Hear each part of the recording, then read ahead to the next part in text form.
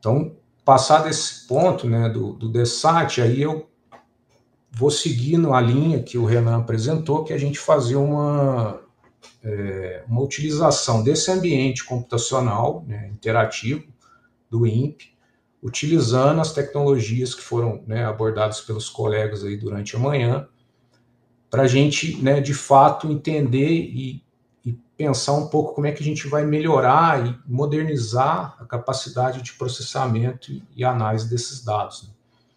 Então, eu preparei 2 notebooks. O primeiro eu chamei aqui de acesso e processamento de imagens GOES. Então, percebo aqui que a gente está, né, mudamos o nome do satélite, GOES, mas a gente vai continuar utilizando o STAC, que é esse protocolo que nos permite construir o catálogo integrado, né? E Python, né, essa linguagem que está em alta, né, script bem alto nível. E só que a gente vai ter aqui, eu preparei para a gente analisar um momento que aconteceu ano passado. A gente vai analisar focos de calor no estado de São Paulo.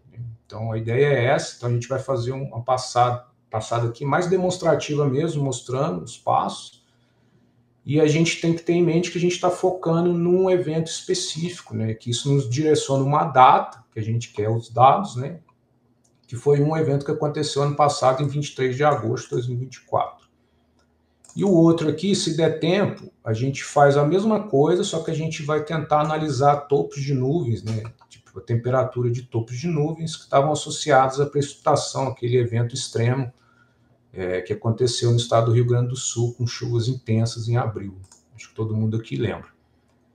Aqui uma palavra sobre visualização e processamento, né? Vocês viram que eu apresentei o DESAT ali, visualizando as imagens, né? Então ela tem essa aplicação, ela tem um objetivo muito claro de entregar os dados processados, né, para visualização interativa por conta dos especialistas e usuários da aplicação e que queiram fazer algum monitoramento.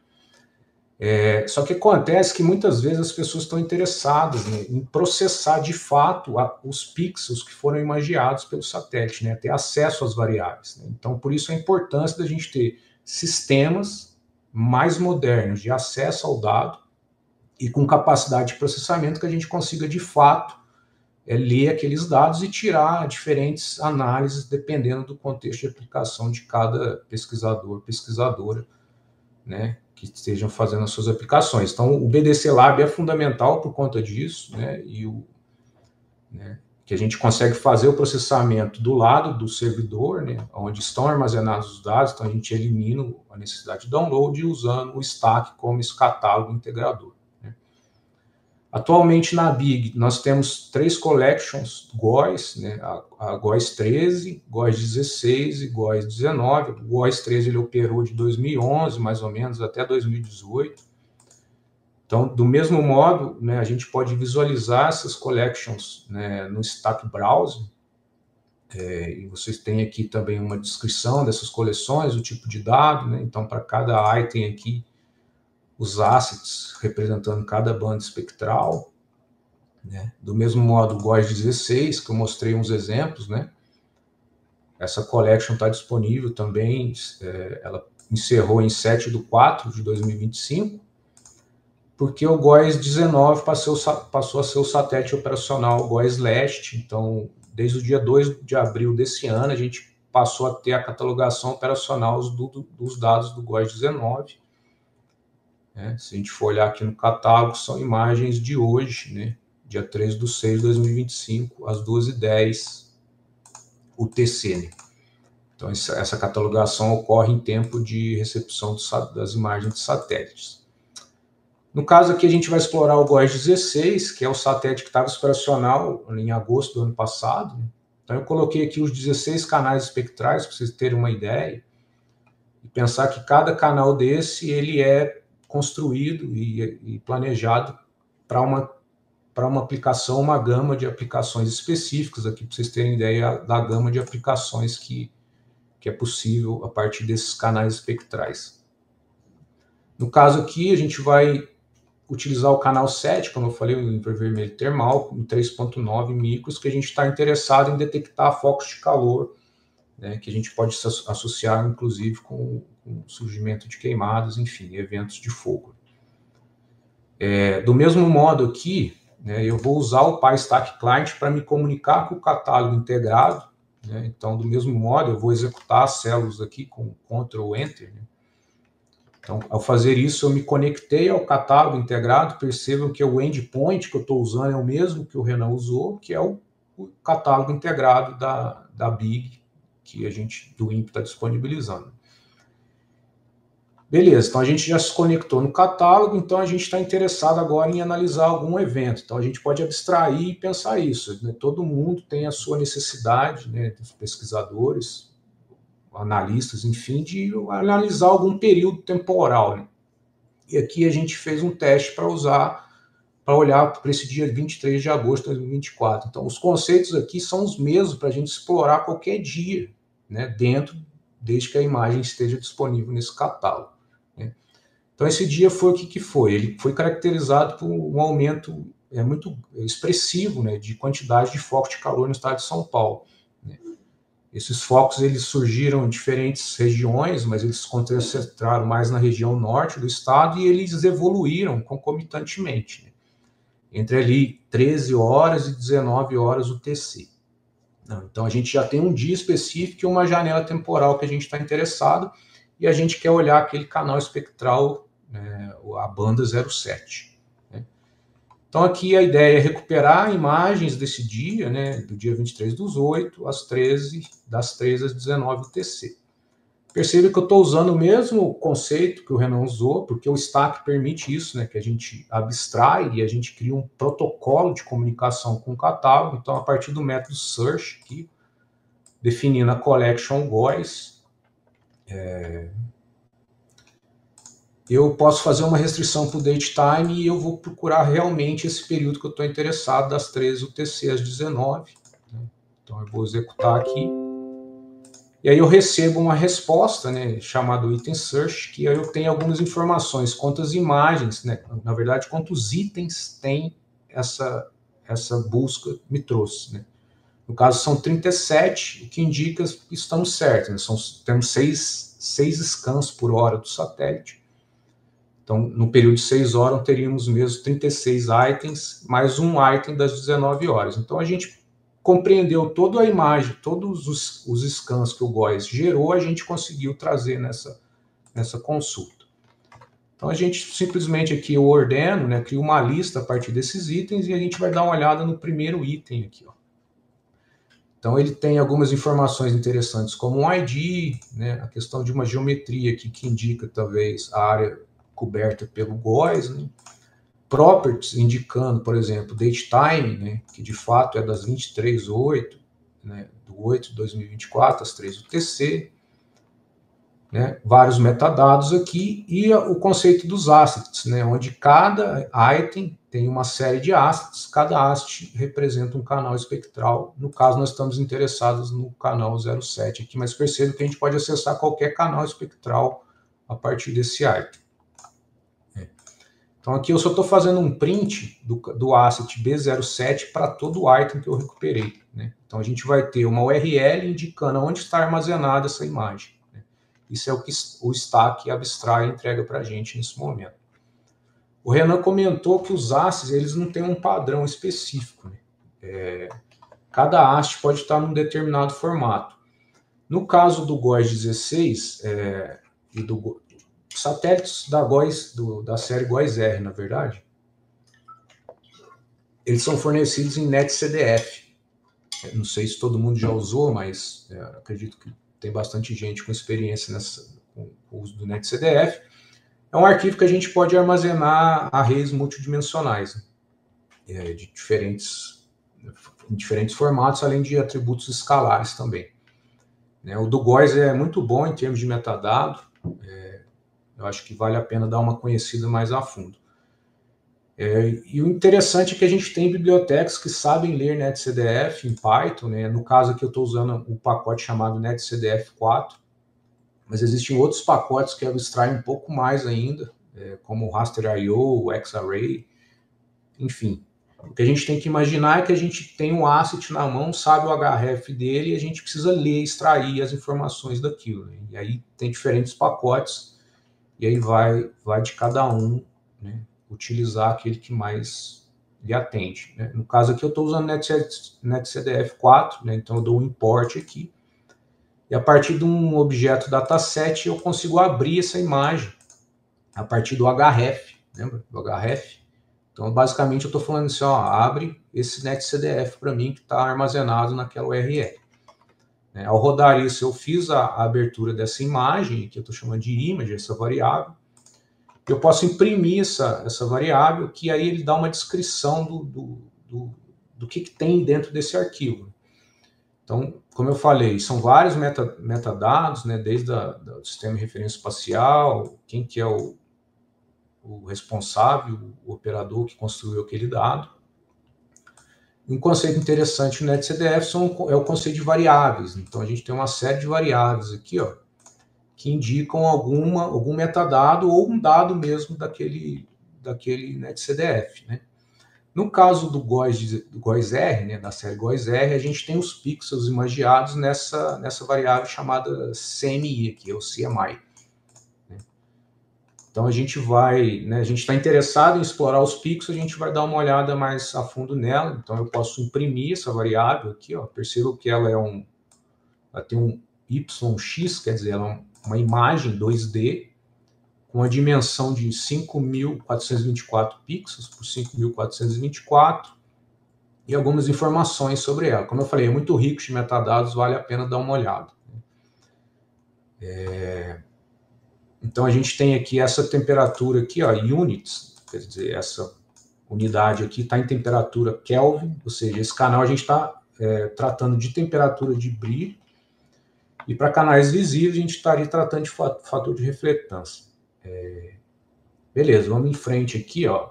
E aí o interessante é que a partir desse operador, que é um colchete, 2 pontos colchete, eu consigo pegar essa matriz que está armazenada no NetCDF e trazer para a memória. Então eu tenho aqui agora pixels, né, que é essa leitura desse NumPy Array, né, representando essa matriz. O NumPy Array é muito utilizado na área, né, para manipular dados matriciais multidimensionais, né, em memória, e aí vale a pena também conhecer um pouco desse pacote, né, que eu só imprimi o array. Mas beleza, então a gente tem essa matriz, a imagem em memória, e agora a gente quer visualizar, fazer uma visualização mais direta para a gente ver a cara desse dado. Então eu vou usar o Matplotlib, que é um pacote que eu consigo fazer plots, né, inclusive plotar uma imagem. Então eu fiz um import desse pacote e a partir de um método chamado imShow, que é ImageShow, né, eu passo pixels para ela, alguns valores de configuração, e a gente vai ver o resultado disso agora. Né? Então eu fui lá, peguei o asset, extraí a matriz de pixels e agora eu quero fazer um plot usando o Matplotlib. Percebo que é uma matriz de 5.000 por 5.000 pixels, então o Matplotlib ele demora um pouco para entregar esse plot, mas percebam que a gente está falando daquele full disk que eu tratei lá no começo, né? Só que a gente está de fato agora processando dentro do ambiente de computação interativa. Né? E aí essa piada nunca canso de fazer, que a gente fez um Hello World literalmente. Então, seguindo, né? Então a gente fez um dump da matriz aqui, que é o nosso full disk GOES. Né? E aí, agora a ideia, como é um dado geoespacial, a gente está pensando criar um mapa. Né? A gente quer visualizar isso no local onde foi imagiado na Terra mesmo, né? Que é a parte de georreferenciamento, geolocalização. Né? A gente usa o Cartopy, que é um outro pacote que estende as funcionalidades do Matplotlib, que ele adiciona a questão das projeções, sistemas de referência espacial, projeções geográficas. Né? A projeção do GOES a gente chama de projeção geoestacionária, né? Que é o sistema de referência espacial, é como o GOES enxerga a Terra. Então seria basicamente isso. E aí aqui eu defini uma função chamada createMap, que eu passo uma dimensão em pixel e a projeção que eu quero, né? No caso a projeção do GOES. Então eu tenho agora uma função capaz de criar um mapa, né? Que eu consigo plotar a imagem agora de forma geolocalizada. É isso que está sendo feito aqui nesse trecho de código, né? Então eu estou usando o imShow, né? o mesmo IM Show do Matplotlib, mas com o Cartopy ele ganha algumas informações geográficas, né? A gente pode passar um extent, né? Então perceba que eu já consigo fazer um plot e geolocalizar, né? Eu coloquei aqui a referência dos países, né? Para a gente de fato posicionar essa matriz sobre a superfície terrestre, né? Como foi imaginado. Beleza? Então a gente já fez esse plot básico, né? Essa recuperação. Lembrando que a gente está com uma lista que vai do dia das 13 UTC às 19. Aqui a gente está vendo a primeira, que é das 13. E aí, para a gente seguir aqui, qual que é a ideia? Né? Eu implementei aqui um método mais avançado para a gente visualizar essas imagens. Né? Eu quero configurar, por exemplo, eu quero visualizar o estado de São Paulo, eu não quero ver o full disk, eu quero trabalhar um pouco com as cores dessa imagem. Né? Então a gente abstrai um pouco aqui, né? Eu estou definindo uma função chamada Visualize, que a ideia é eu dou um item stack para ela, defino uma banda, um produto que eu quero ver, e alguns parâmetros de configuração dessa função aqui. Né? Que não vale a pena a gente entrar em detalhes, que o tempo, né, não é muito, mas abstrair que a gente tem uma função agora mais poderosa para a gente visualizar esses dados geolocalizados. Né? Então seria a ideia. E aí perceba que a chamada ficou mais simples agora. Né? O Visualize ele se dá conta de fazer todo aquele processo para a gente visualizar essa matriz geolocalizada. Né? Então aqui eu coloquei, por exemplo, algumas decorações a mais, né? uma paleta de cores aqui. Ó. Percebo que agora eu consigo associar, né? Por exemplo, cores brancas indicam que a gente está falando de pixels frios, enquanto pixels na cor escura, né? Mais escura, para o preto, tendem a descrever temperaturas quentes. Né? Então a superfície aqui está quente, tá vendo? Nessa região aqui, na África aqui também. Mas aqui tem regiões mais frias aqui, que são as nuvens e tal. Então é importante pensar nisso. A gente está interessado em olhar São Paulo, né? Então a gente vai fazer uma visualização detalhada do estado de São Paulo e a gente faz isso a partir de um extent, né? Que a gente está definindo um retângulo a partir de 2 vértices que determinam uma região geográfica. Né? Então esse seria o extent, que a gente consegue visualizar o estado de São Paulo. E aí eu passo a usar a função Visualize, mas agora determinando uma View Extent aqui. Né? Então eu quero ver São Paulo em detalhe. E aqui eu estou usando também uma transformação. Né? Como a gente aqui no Brasil trabalha com Celsius, né? Graus Celsius, para a gente é mais interessante para nossa cabeça. Então eu passei de Kelvin para Celsius só para a gente ter uma ideia. Né? Agora a gente tem... E estou fazendo uma rampa de contraste entre menos 80 Celsius e 50 graus Celsius. Então, tudo que está em menos 80 Celsius está em branco, totalmente branco, e tudo que está em 50 Celsius ou mais está em preto. Então, perceba que eu já tenho o estado de São Paulo aqui em destaque. Né? E o interessante é que nesse momento aqui a gente começou a perceber os primeiros focos de calor no estado. Né? São pontos aqui que está ruim de ver, né? Mas tem pontos aqui com a cor escura, né, que representam pontos quentes. Né? Só que não está muito interessante para a gente ver, realçar. O que a gente quer realçar são focos de calor. Né? Então eu vou mudar um pouco essa paleta de cores. Aí eu vou fazer o seguinte, tudo que está abaixo de 20 graus Celsius vai ficar como branco. E aí eu estou encurtando a minha rampa de contraste para tentar dar destaque a alguns pontos de calor que estão naquela região ali. Essa é o que eu estou fazendo, só manipulando a visualização pela rampa de contraste com valores Vmin e Vmax. Né? Então percebam aqui, então tudo que está em branco aqui está 20 graus para baixo. Né? Então a gente mesclou muita coisa. Né? Mas a gente conseguiu dar destaque a alguns pontos aqui escuros que indicam que estão, né, acima de 50 graus Celsius aqui. Então a gente percebe a existência de alguns pontos aqui nessa parte, né? E lembrando que esse é das 13 UTC. Né? Legal, então a gente já tem um cenário para as 13 e agora a gente vai dar uma olhada às 19, que foi o último item que a gente recuperou, né? Usando a mesma rampa de contraste e ver como é que tá os focos de incêndio nesse momento, né, das 19 UTC. E essa é a configuração que a gente encontra. Então a gente saiu daqui das 3 UTC, o início, né, de pequenos pontos aqui para esse cenário aqui, perceba a magnitude do evento, né? Então tudo que está aqui mais escuro está acima de 50 graus Celsius. Então foi um evento muito grande, né? Então a gente tem essa evolução dos focos de calor aqui no estado.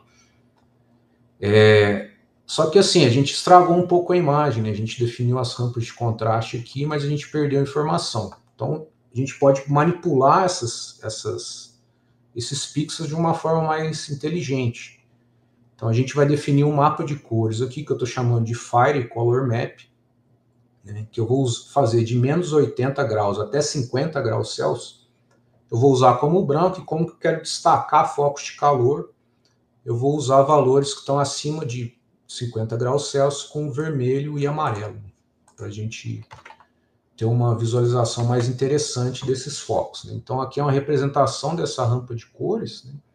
Perceba que até 50 graus Celsius a gente mantém o tom de cinza, e a partir daqui a gente destaca os focos de calor até o amarelo sendo mais quente e os 50 graus representando pelo vermelho aqui.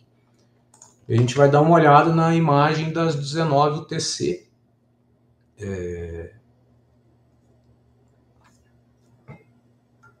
Que a gente estava vendo lá, e agora a gente já tem uma imagem melhor. A gente tem um realce dos focos de calor com uma paleta mais interessante, né? Percebam de novo a magnitude do evento. Isso aqui é interessante falar, o remapeamento para uma grade regular é uma operação muito comum de ser feita em vários contextos de dados geoespaciais, né? A gente transitar entre sistemas de referência espacial diferentes. Cada um tem uma vantagem ou desvantagem, dependendo da aplicação. Mas isso aqui, nos casos dos dados do GOES, é muito interessante e muito realizado, né? As pessoas estão interessadas em sair desse full disk em projeção geoestacionária para uma grade regular em uma região mais específica para ter um dado mais comportado, né? Um trabalho que é feito, por exemplo, no cubo de dados, né, que a gente tenta organizar, esses processos de remapeamento são muito interessantes. E aqui fica como exemplo, quem quiser investigar, a gente usa GEDAL para fazer isso aqui, usando API em Python, mas a gente basicamente define um método chamado remap, que a gente passa um arquivo e consegue fazer a reprojeção dele. Interessante porque assim, é uma demanda constante assim, da comunidade de usuários que fazem uso dos dados do GOES. A gente cadastrou os dados na projeção geoestacionária original, e o remap a gente consegue fazer isso em tempo de processamento, né? Então eu vou remapear esse dado aqui agora para uma grade regular, usando coordenadas geográficas num sistema Latilong WGS84, né, no Datum WGS84. Então eu defino essa projeção e vou fazer o remap. Basicamente eu vou pegar aquele full disk e levar para uma grade regular mais comportada. E aí eu estou fazendo isso tentando aproveitar o poder computacional da máquina que eu estou alocado. No caso aqui eu tenho 16 cores à minha disposição. Mas lembrar que essa configuração é ajustável dependendo do problema que vai ser resolvido. Então, essa é a vantagem da gente estar num ambiente de computação interativa utilizando todo o poder computacional que o INPE pode ofertar, né? Então aqui eu estou fazendo o remap dessas 37 imagens em tempo da palestra aqui, né? Não é nada exagerado, né? Mas é um dado parrudo, relativamente parrudo, é um processo que custaria um pouco mais fazer em máquinas locais se a gente tivesse que fazer o download dos dados ainda, né? Então, quando eu estou no mesmo sistema que os dados estão armazenados, é rápido. Então, eu passo a fazer um plot aqui, ó, percebo que agora eu estou trabalhando com matrizes bem menores, né, na casa de 700 por 400 pixels, né, que seria aquele full disk remapeado para a região de São Paulo por uma grade regular, né? E aí o Visualize, aquele método que eu apresentei lá, que a gente construiu, ele também já sabe plotar matrizes regulares, né? Então a gente vai continuar usando o mesmo conceito aqui para visualizar o dado lá das 19 UTC. Eu percebo que o plot é mais rápido agora porque eu tenho uma matriz menor em dimensão. Obviamente, o remap, esses conceitos eles têm que ser avaliados, né, dependendo da aplicação, porque você pode estar inserindo algumas distorções no dado, então, mas é uma operação muito básica de ser feita com dados geoespaciais, né? Todo mundo que trabalha com dado geoespacial, né, tem esse jargão de saber o sistema de referência espacial e saber transitar entre eles também. Beleza, aí a gente chegou aqui no final, que é a cereja do bolo, né? Então a gente tem a visualização das 13 e a gente tem a das 19. Só que o GOES ele é importante por causa disso. A gente tem uma alta resolução temporal, ou seja, a gente quer visualizar fenômenos que ocorrem na escala de minutos, horas às vezes, né? Então a ideia aqui é a gente fazer uma animação, né, desse período. O que aconteceu, né, das 13 UTC às 19? Até agora a gente não sabe, a gente só viu o início e o fim do evento, né? Então eu vou usar também aqui coisas simples do Matplotlib, um pacote chamado Animation, que ele nos permite criar esses frames, né, que a gente atualiza a matriz de imagem, né, a partir de um método update, a gente basicamente vai atualizando a matriz de pixel que o Matplotlib está visualizando. Lembrando que eu fiz o remap e armazenei nessa lista que eu chamei aqui de B07 Remapped. Beleza? Então a gente tem uma matriz, uma lista de matrizes e a gente vai fazer a animação dela a partir desse método aqui. Então eu estou fazendo o plot de cada imagem que eu acabei de reprojetar para a gente dar uma olhada como é que aconteceu esse fenômeno, né? Então, se lembra, são 37, né? Estamos quase lá. E aqui, ó, o Matplotlib, né, com o Jupyter aqui, a gente consegue ter um player aqui, ó. Então a gente consegue dar um player aqui e dar uma olhada como é que aconteceu a evolução desses focos a cada 10 minutos no estado de São Paulo. Percebam que foi um evento muito grande, né? A gente tem aqui, inclusive, dá para ver um pouco da fumaça aqui, né, seguindo também até o movimento das nuvens. Aqui a gente tinha esse vento tocando aqui, então afetou bastante aqui a região do Vale do Paraíba, onde a gente está, né, o INPE está, São Paulo, inclusive, capital, né? E aqui também atualizando o horário, né?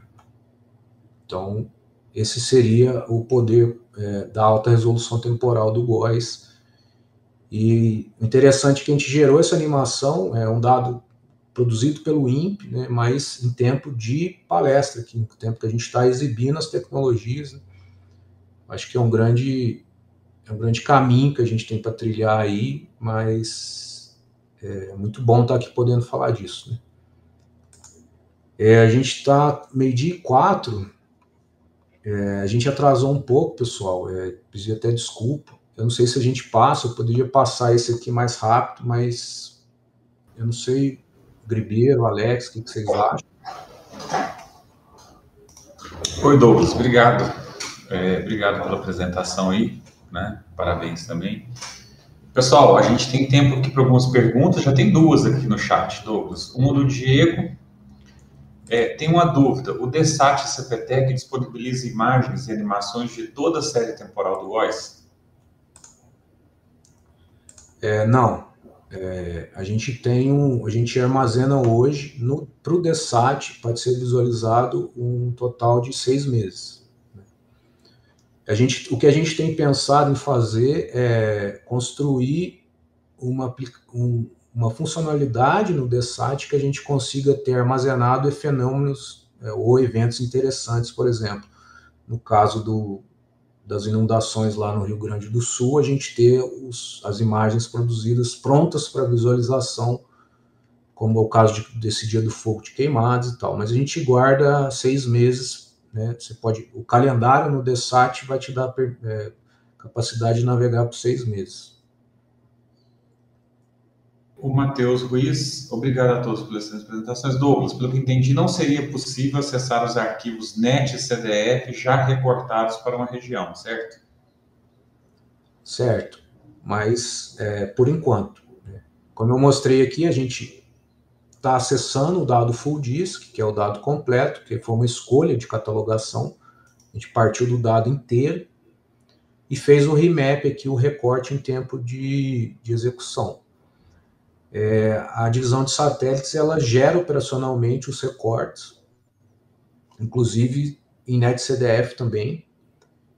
E uma das demandas, se houver assim, demanda, a gente pode criar uma coleção nova, né? A gente cria uma collection nova dentro do stack, ou inclui novos assets na collection atual. Então a gente pode disponibilizar assim esses dados já recortados, que também é algo meio histórico, assim, cultural na comunidade usar. Né? E aí também, Douglas, eu acho que tem uma outra coisa, né, que a gente está tentando, no contexto da BIG, utilizar os mesmos serviços para quase todos os conjuntos de dados, né? Então, essa parte do recorte da série temporal pode ser uma coisa que a gente venha a ter depois com o serviço de séries temporais, né? Sim. Então, a gente ainda está trabalhando na questão de homogeneizar formatos de dados e outras coisas que podem ajudar nesse sentido.